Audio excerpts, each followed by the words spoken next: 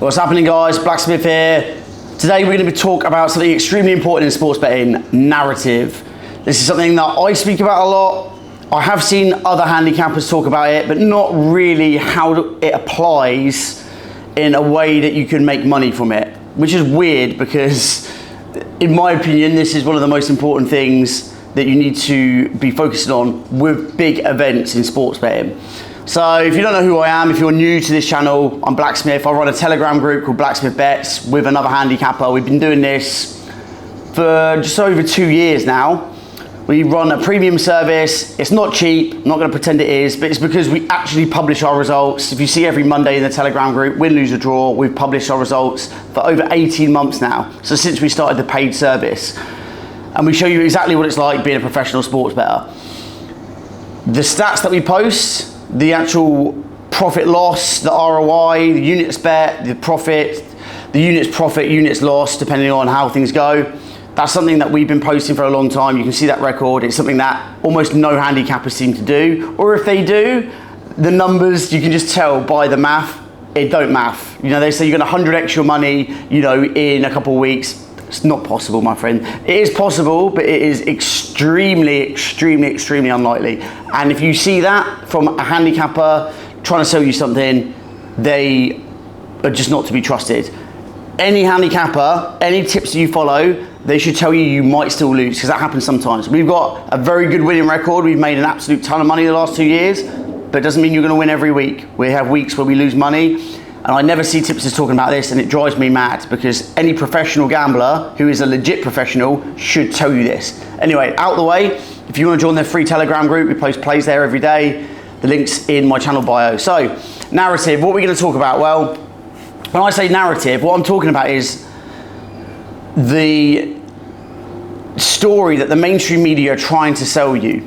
Now, the thing you have to understand with sports betting is this is an extremely lucrative industry. There's a ton of money to be made, and the media are a very strong part. If you look at any big sporting event, you will see betting companies. Even though the general public has a very negative perception of betting companies, they're allowed to advertise freely in most countries, you know, most Western countries anyway, but also now I'm seeing a lot more clients from the Middle East. So even though it may be illegal in places like I'm in Indonesia, sports betting is not legal here. You can do it as long as you're doing it offshore, but it's becoming a more popular industry. It's because it's so lucrative.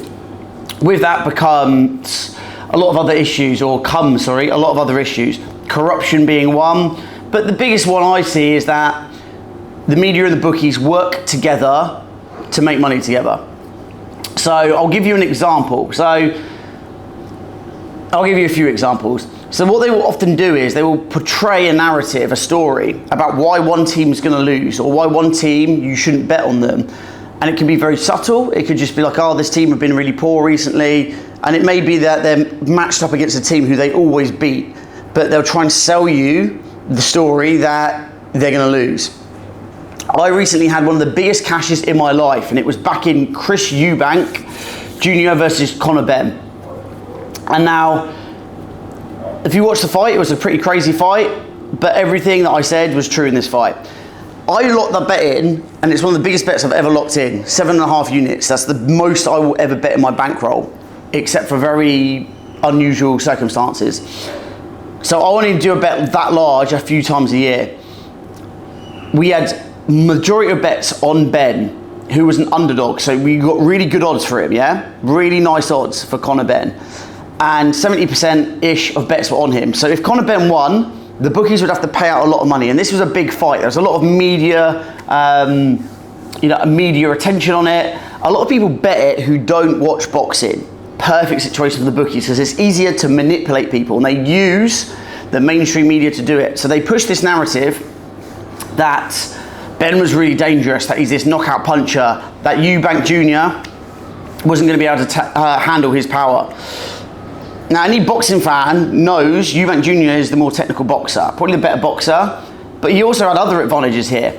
His father was a very good negotiator, managed to, and even though he kind of split with him, he's always going to be involved, and he's taught his son.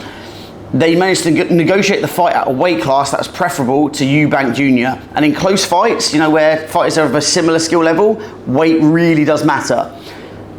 But the thing that made me realise with this fight that there was just a false media narrative at play was that this was being portrayed as an advantage for Conor Benn, when actually it was a disadvantage. Eubank Jr. had a weight advantage, so he's going to be able to take the shots better. He's in good shape, he's not going to gas out, which is the narrative. Oh, he's too heavy, he's going to gas out. No, he's going to do things properly.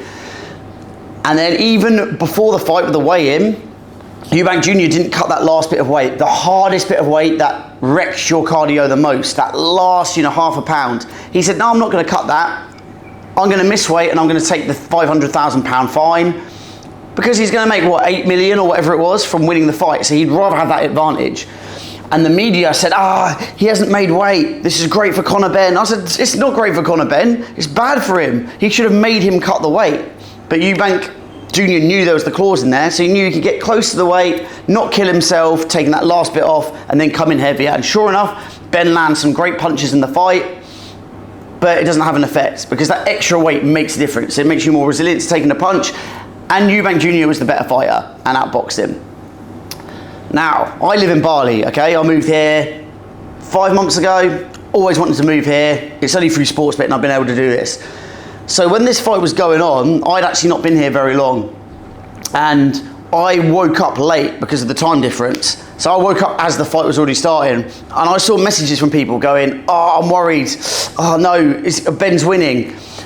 But these are all messages from people that I know through football betting or friends who don't bet. They are people who will buy into narratives, yeah? So I don't really trust their opinion on how the fight's going. So I log in and start watching it live. And it's towards, I think it was 2/3 way through the fight. I watch it on Sky Sports, who also own Sky Bet, funny enough. And all I'm hearing is, Conor Benn's coming back into the fight. He's taking the lead. If you watch the live betting odds, Conor Benn's an underdog. So the bookies don't think he's winning. They're trying to bait people. They're trying to tell people, come on, bet on Conor Benn. Look, the odds are high. And look, the commentators are telling you he's going to win. Looked at another betting company, another live stream sponsored by, I think it was William Hill, same thing. Then I went to Talk Sport and it was completely different.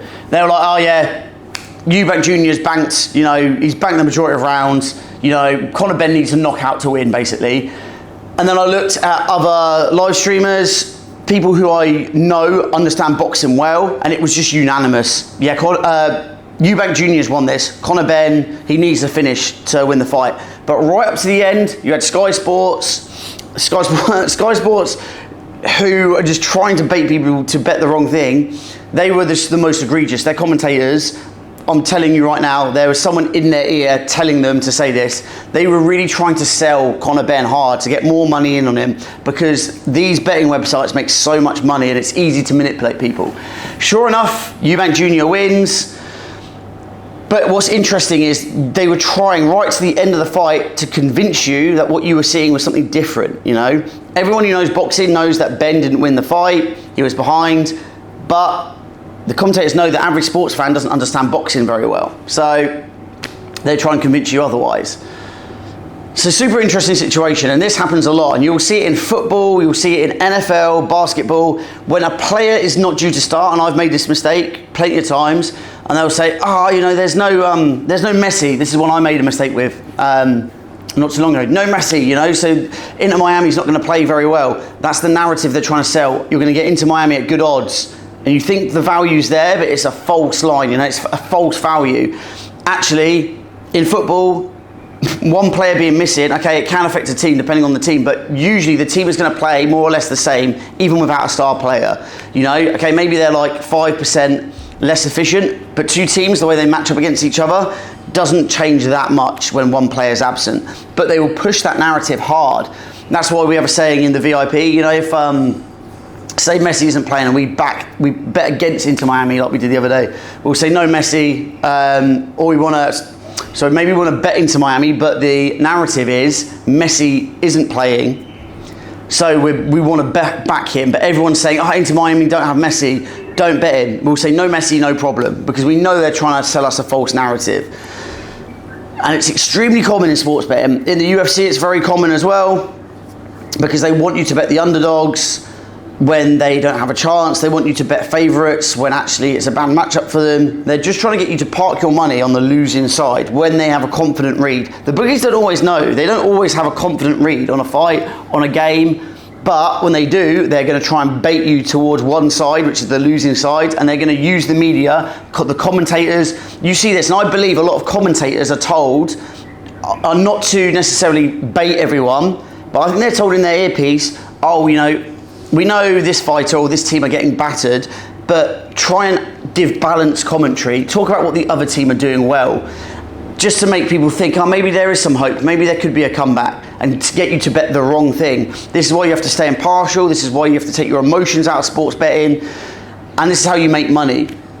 You need to be able to analyse what's going on in front of you and then bet the number. If you can't put an accurate or a good guesstimate on what the implied probability is of what you're watching versus the odds, then you should just sit it out, unless there's some crazy line that's just obviously good value. Most of the time, you're trying to be objective, but actually you're being manipulated. And this is why a lot of people now watch back fights or matches without commentary to see what they think. And it's often a completely different story without the crowd, without the commentators. So be very careful. They're trying to convince you what you're seeing is not reality. And that's because they know that most sports fans, most people who watch the sport, they're not experts, especially in judging odds, which is the only thing that matters in sports betting. So if they can manipulate you and make you think, oh, maybe there is a chance this underdog wins, they know you're going to bet the money on them. Or maybe if they convince you that this favourite actually isn't doing as well as they actually are doing, maybe you'll not bet them and you'll abstain and they'll avoid having to pay out.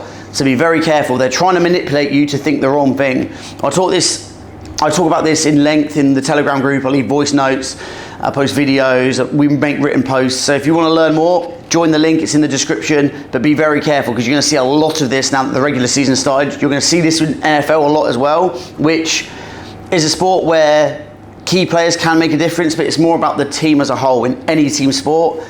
And in MMA especially, this is something we see a lot at the moment, where one fighter is going to be pushed when it's a bad matchup for them. So be careful out there, bet responsibly, and more importantly, make sure you're always learning or you're following someone who's transparent and giving you the results. Because if you're just jumping around from tipster to tipster, hoping that you're going to get great results because they've been on a couple week streak, you're going to end up losing money, because that's the worst time to join a service, is when they've just had a good streaking period because they're due a loss. You need to have someone who's got a proven winning record with public history showing their stats, and a VIP group where you can see all of the history. So join ours if you want that. There's other tipsters, not very many, but there are some out there who are the same, who are third party tracked, who have all the data. So I'm not saying I'm the only one. There's other people out there, but they're not cheap. And if you're really good at this, you're not going to charge a low price. So be very careful who you're following. Good luck this season. We've had a massive start to the football season. We've absolutely annihilated it. And we've got another week coming up now. So if you want to get involved, get in the group and ping me a message to sign up.